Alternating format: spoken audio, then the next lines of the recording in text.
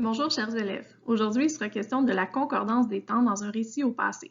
Je sais que dit comme ça a l'air un peu complexe, mais c'est important que vous sachiez que c'est quelque chose que vous faites tous déjà oralement. À partir du moment où vous racontez une histoire ou une anecdote à quelqu'un, vous utilisez plusieurs temps de verbe sans même vous en rendre compte.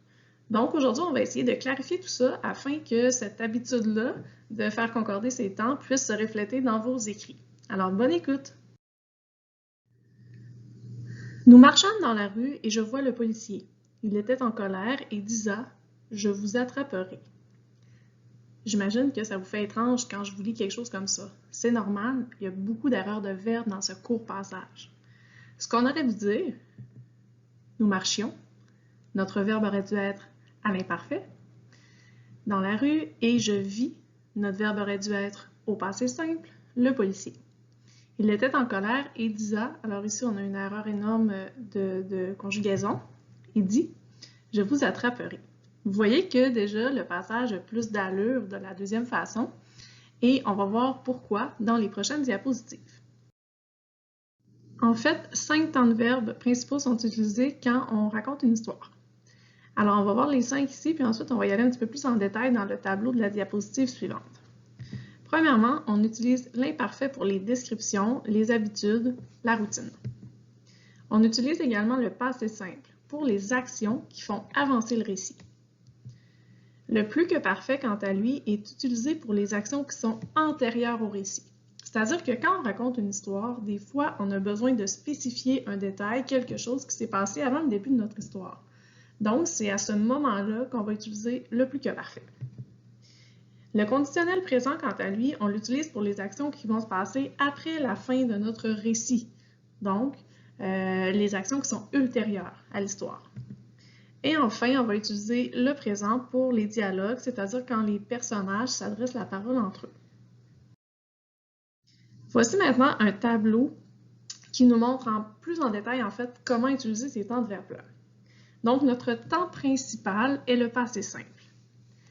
Il s'agit des actions de premier plan, c'est-à-dire les actions qui sont de courte durée, qui se sont passées à un moment précis et qui sont terminées.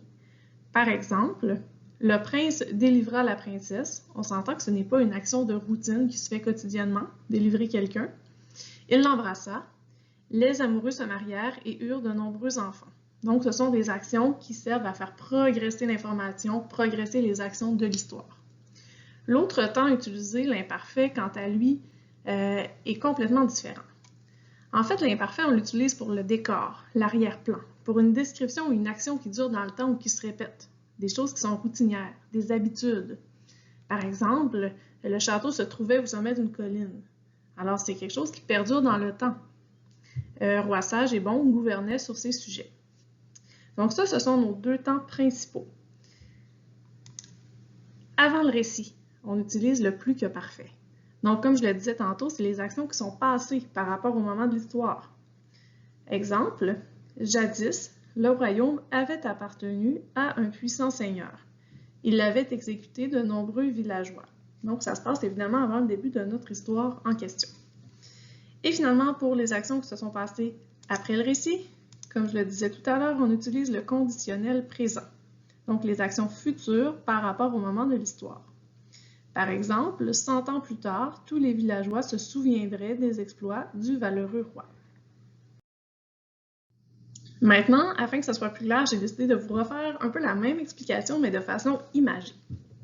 Alors, la première étape, quand tu veux écrire un récit, souvent c'est dans la situation initiale, tu vas faire une description du temps et du lieu, et ça va se passer à l'imparfait. Alors, si on regarde notre image, on pourrait dire « Il faisait un temps magnifique, l'herbe était verte et les vaches mangeaient tranquillement ». On est à l'imparfait.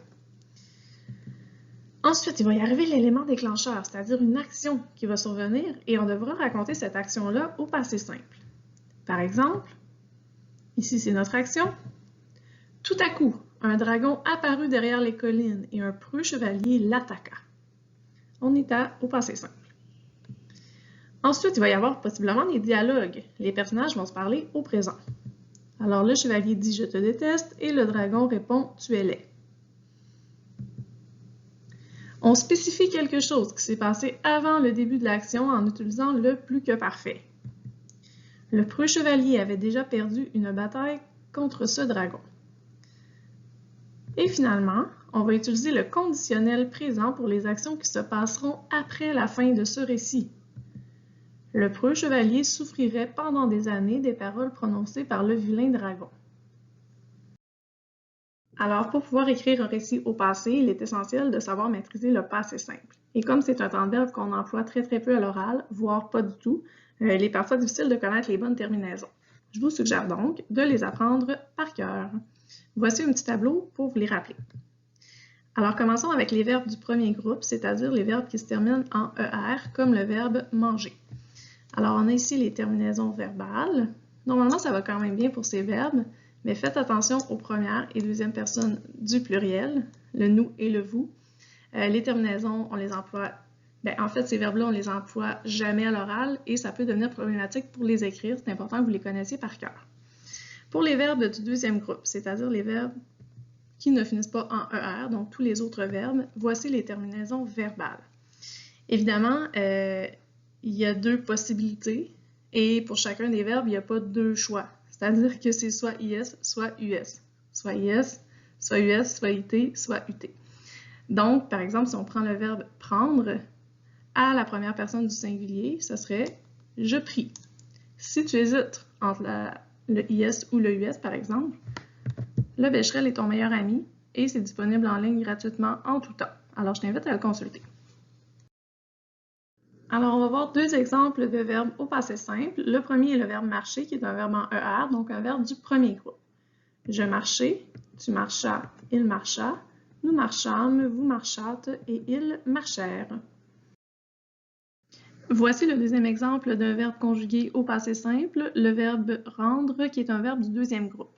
Je rendis, tu rendis, il rendit, nous rendîmes, vous rendîtes, ils rendirent. Alors évidemment, ça va prendre de la pratique. Je te conseille donc de faire tous les exercices proposés, de consulter les outils en ligne, de lire, de t'informer. Et si demeure des questions, évidemment, d'écrire à ton prof et ça va me faire plaisir de t'aider. Merci pour ton écoute et bonne fin de journée!